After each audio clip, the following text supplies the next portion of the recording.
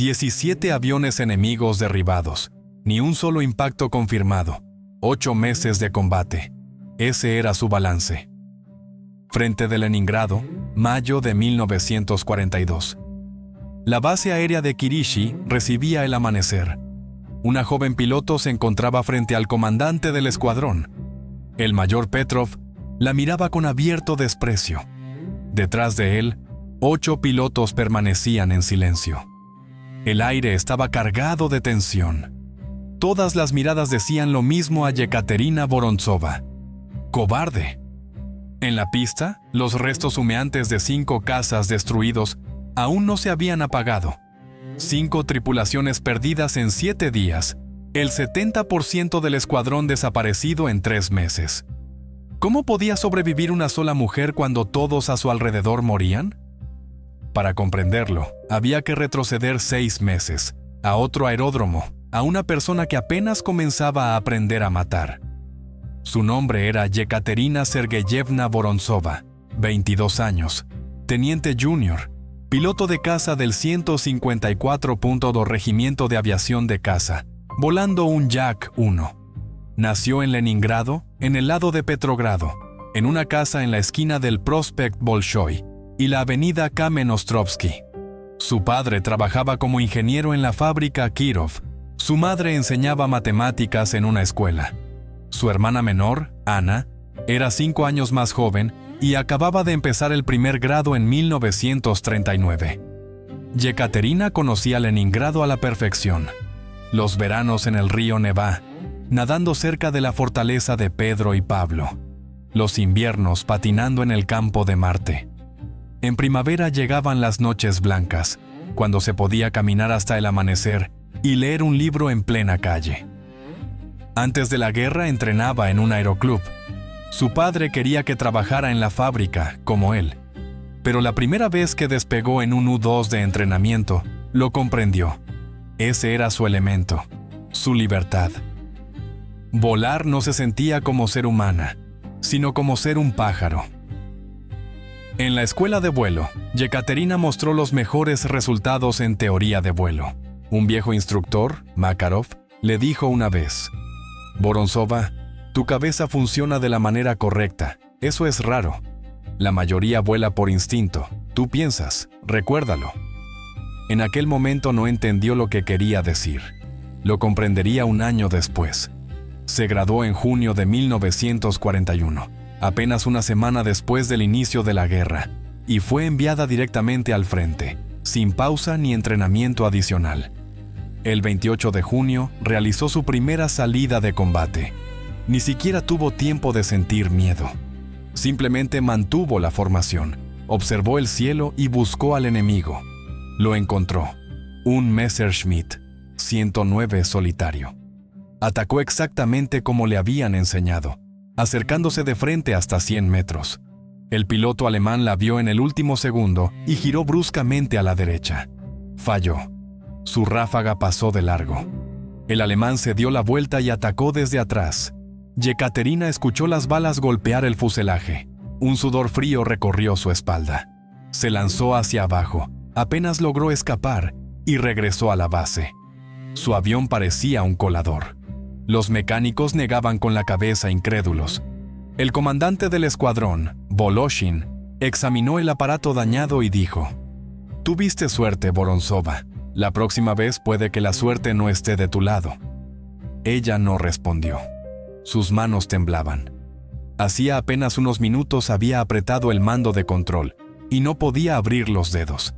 El miedo era abrumador, tan fuerte que quería esconderse en un rincón y no volver a volar nunca más. Pero siguió volando. 2 salidas al día, 3, a veces 4. Y cada vez veía caer a sus camaradas. El primero en morir fue Alexei Morozov. Volaban escoltando bombarderos cuando los Messerschmitts atacaron. 6 contra 4 cazas soviéticos. Morozov fue de frente. El piloto alemán hizo lo mismo. ¿Quién giraría primero? Ninguno. Colisionaron en el aire. Yekaterina vio cómo ambos aviones caían juntos, entrelazados en restos ardientes.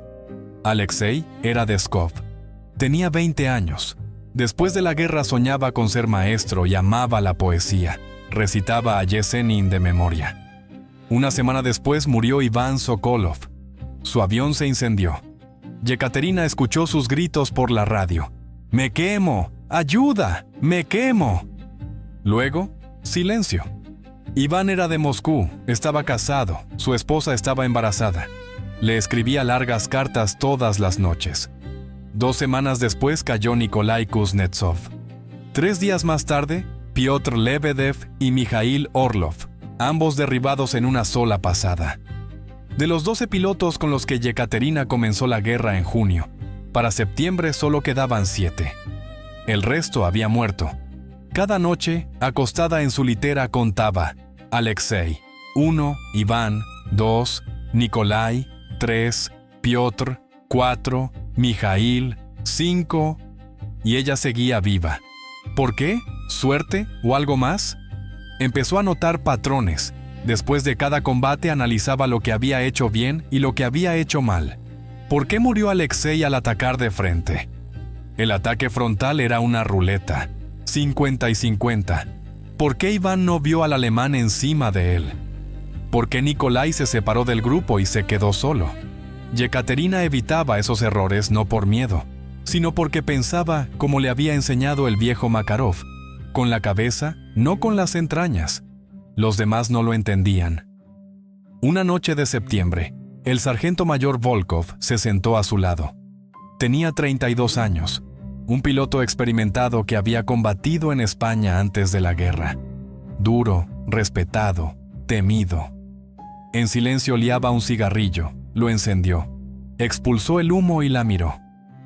Vorontsova, dime, ¿por qué sigues viva? Ella no entendió a qué iba. No lo sé, camarada sargento. ¿No lo sabes? Volkov sonrió con ironía. Yo sí. ¿Por qué no peleas? He visto cómo vuelas. Cuando el alemán llega, tú bajas. Cuando está arriba, tú bajas aún más. Siempre evitas el combate. Cumplo la misión. ¿La misión?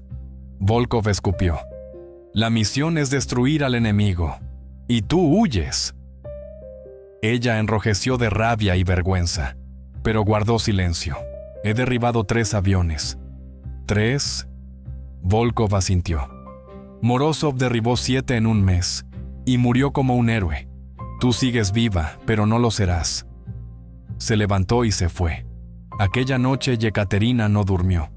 Miraba el techo y pensaba si él tenía razón, si de verdad era una cobarde, si debía pelear como los demás y morir como ellos, o si el verdadero valor era pensar, sobrevivir y golpear con certeza.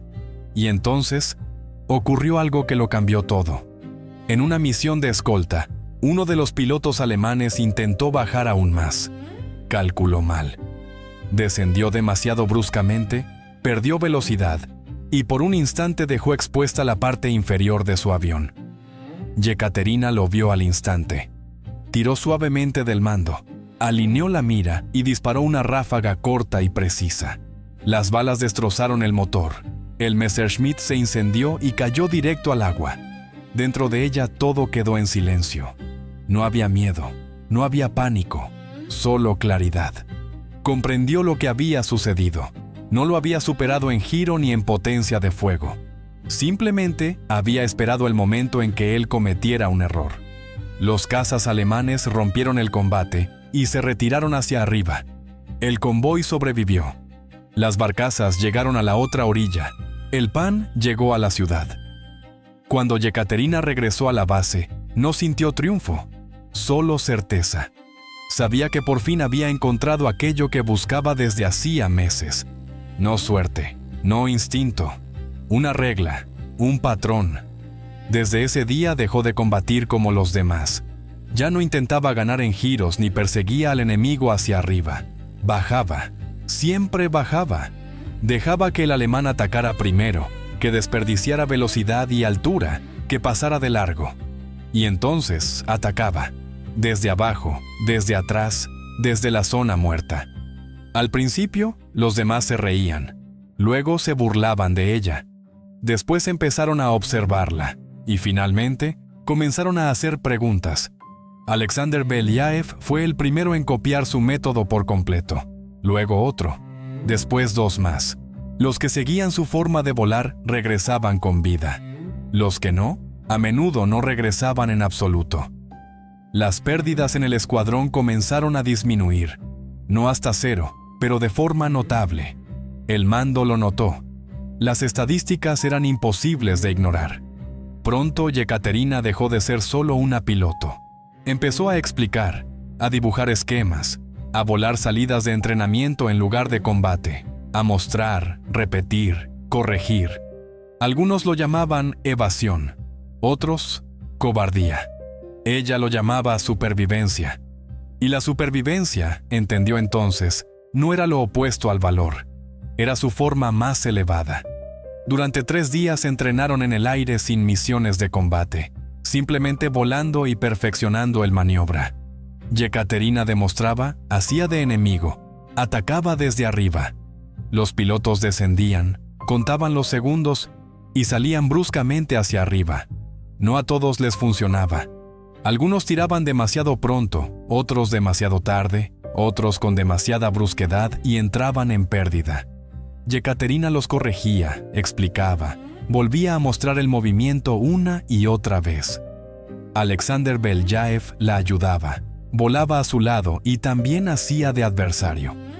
Para el tercer día, la mayoría había dominado la base, no de forma perfecta, pero lo suficiente para el combate. La mañana del 25 de noviembre llegó una alarma. Bombarderos alemanes se dirigían hacia la ciudad. Un grupo grande, alrededor de 30 aviones, con escolta de cazas. Al escuadrón de Vorontsova se le ordenó interceptarlos. 12 Yaks contra 30 bombarderos y 20 cazas. Yekaterina reunió a los pilotos antes del despegue. Escuchen con atención, el objetivo son los bombarderos. Ignoramos a los cazas, si atacan, bajamos y los dejamos pasar. Entramos por la cola, disparamos y nos retiramos. Nada de giros, nada de ataques frontales, solo desde abajo. ¿Entendido? ¡Entendido! Despegue. 12 Yaks se elevaron en el gris cielo de noviembre. Volaban en formación. Yekaterina al frente, Belyaev a la izquierda, Makarov a la derecha. Altitud, 3000 metros. Frío, viento, mala visibilidad, nubes bajas. ¡Los veo!, gritó Makarov. 2 en punto, bombarderos. Yekaterina giró la cabeza. Sí, un grupo grande y compacto. Heinkels. Bombarderos pesados avanzando hacia la ciudad. Más arriba, Messerschmitts giraban en círculos. Unos 20 cazas protegiendo la formación. Yekaterina calculó rápidamente las opciones. Un ataque frontal sería destruido desde arriba. Rodearlo significaba perder tiempo, y las bombas caerían sobre la ciudad. Solo quedaba una opción: atacar desde abajo, bajo los bombarderos, por debajo de los cazas. Rápido, inesperado. ¡A todos!, ordenó por radio. ¡Descendemos! ¡Vamos por debajo de los bombarderos! Yekaterina fue la primera en sumergirse bajo las nubes. Los demás la siguieron. Altitud, 1000 metros. Los bombarderos volaban por encima de los 2000.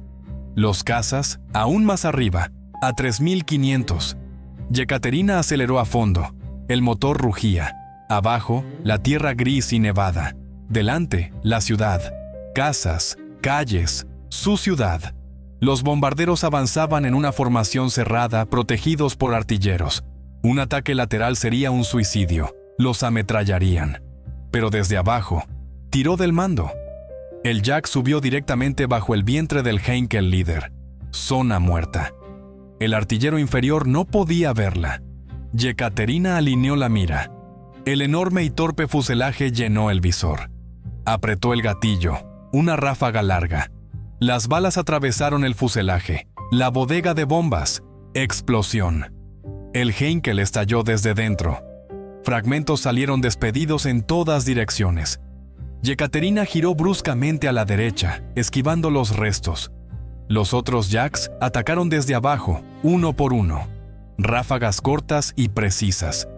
Otro bombardero se incendió. Uno más empezó a echar humo y cayó. Los cazas alemanes reaccionaron. Se lanzaron en picado sobre los Yaks soviéticos. ¡Atención!, gritó Yekaterina. Messerschmitts desde arriba, abajo, uno por uno. La formación se dispersó. Cada piloto actuó por su cuenta. Descendían bruscamente, casi en picado, sin dudarlo ni un segundo. Los alemanes se lanzaban tras ellos, abrían fuego. Yekaterina veía a los trazadores pasar a su lado, uno, otro más. Volaba cada vez más bajo, a unos 100 metros del suelo. Abajo distinguía los tejados, las calles, a la gente diminuta corriendo. El enemigo la alcanzaba por detrás, seguía disparando. Yekaterina contaba en silencio. 1, 2, 3, 4, 5. En el quinto segundo tiró con fuerza del mando. El jack rugió y se elevó casi en vertical. El Messerschmitt pasó por debajo sin tiempo para reaccionar. Yekaterina giró. El enemigo quedó delante, bajo su cola. Una ráfaga corta, impacto en el motor. El caza alemán empezó a echar humo y descendió hacia el suelo. Yekaterina no remató. Giró de inmediato, buscando otro objetivo. El combate se extendió por todo el cielo. Los jacks maniobraban abajo. Los Messerschmitts atacaban desde arriba, se retiraban y volvían a atacar. Pero los pilotos soviéticos actuaban estrictamente según el plan. Bajaban, contaban los segundos, subían bruscamente, entraban por la cola, disparaban y se retiraban. Los alemanes no comprendían qué estaba ocurriendo. La táctica habitual dejó de funcionar. Los cazas soviéticos no entraban en giros ni aceptaban ataques frontales. Simplemente desaparecían, y luego aparecían detrás. Yekaterina derribó otro Messerschmitt. Alexander Belyaev también. Makarov incendió un bombardero. 10 minutos después, los alemanes se quebraron. Se dieron la vuelta y se retiraron. Los bombarderos no soltaron las bombas y regresaron tras la línea del frente. La ciudad estaba a salvo. Aterrizaje. Yekaterina apagó el motor y permaneció sentada en la cabina durante unos segundos. Las manos le temblaban. Todo el cuerpo parecía hecho de algodón. El mecánico Fyodorovich corrió hacia el avión, lo rodeó, miró bajo las alas. ¡Limpio!, gritó. ¡Ni un solo agujero! ¡Otra vez! Yekaterina salió de la cabina. Las piernas apenas la sostenían. Los demás jacks aterrizaban uno tras otro. Ella contaba en silencio. 10, 11, 12. Todos habían regresado.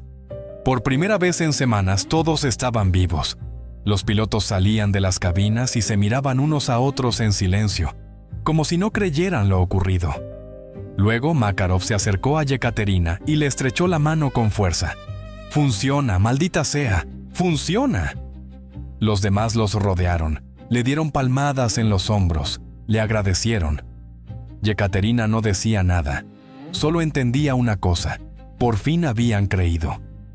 Esa misma noche, el teniente coronel Dmitriev la llamó al cuartel general. Estaba de pie frente al mapa. Se giró. «Excelente trabajo, todos vivos. 4 bombarderos y 3 cazas derribados. La ciudad está protegida, el mando está satisfecho».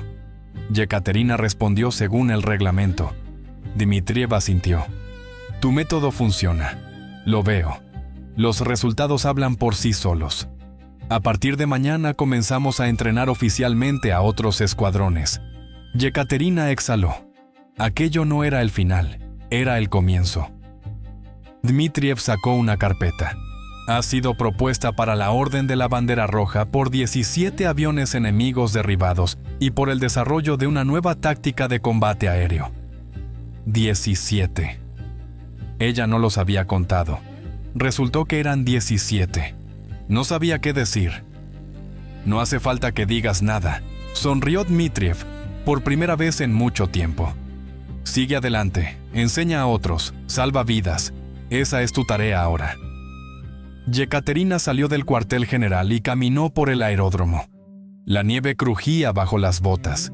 Hacía frío, el viento cortaba la piel, pero por dentro sentía calor. Lo había logrado, lo había demostrado. A sí misma, al mando, a sus camaradas. Ya no la llamaban cobarde, ahora la llamaban maestra. Las 2 semanas siguientes casi no durmió. Durante el día volaba en misiones de combate. Por la noche enseñaba a su propio escuadrón, a unidades vecinas, a nuevos pilotos, a comandantes, a todos los que querían aprender a sobrevivir. De pie frente a la pizarra, dibujaba esquemas una y otra vez. Explicaba por centésima vez lo esencial. Lo principal es no entrar en pánico. El alemán ataca desde arriba. Lo ves. Tienes segundos, 3, quizá 4. En ese tiempo debes decidir, bajar o intentar salir hacia un lado. Los novatos escuchaban, tomaban notas, hacían preguntas. ¿Y si hay varios? Entonces bajas aún más, respondía Yekaterina. Hasta el suelo. No pueden atacar todos a la vez. Entran uno tras otro. Dejas pasar al primero, al segundo, al tercero. Cuentas los segundos. Y cuando el último pasa, subes bruscamente contra el que empieza a ganar altura para el siguiente ataque. No espera un golpe desde abajo. No está preparado. ¿Y si no da tiempo? Yekaterina se encogía de hombros. Entonces repites. Otra vez abajo. Otra vez esperar. Hasta encontrar el momento. O hasta que se vayan. El entrenamiento avanzaba con rapidez. El mando presionaba. Se necesitaban resultados. Las pérdidas de la aviación de caza eran enormes. Cada día llegaban notificaciones de muerte. Cada día aparecían nuevas tumbas. El método de Vorontsova se convirtió para muchos en la única esperanza. El 1 de diciembre fue convocada por el comandante de la Fuerza Aérea del Frente, el general mayor Novikov. Yekaterina llegó al cuartel general, un edificio grande en el centro de la ciudad. Guardias, pasillos largos, despachos. Novikov la recibió de pie, alto, canoso, con el rostro duro y cicatrices en las mejillas. Teniente mayor Vorontsova. A sus órdenes, camarada general mayor. Siéntese. Había leído los informes sobre ella. 17 aviones derribados, ni un solo daño. 2 escuadrones entrenados con la nueva táctica, resultados impresionantes. Le pidió que explicara cómo había surgido la idea. Yekaterina habló largo y tendido, de los camaradas muertos, de los errores que se repetían, de cómo los alemanes atacaban siempre desde arriba, del maniobra y del entrenamiento. Novikov escuchó sin interrumpir. Cuando terminó, el general preguntó, ¿sabe qué es la economía de la guerra?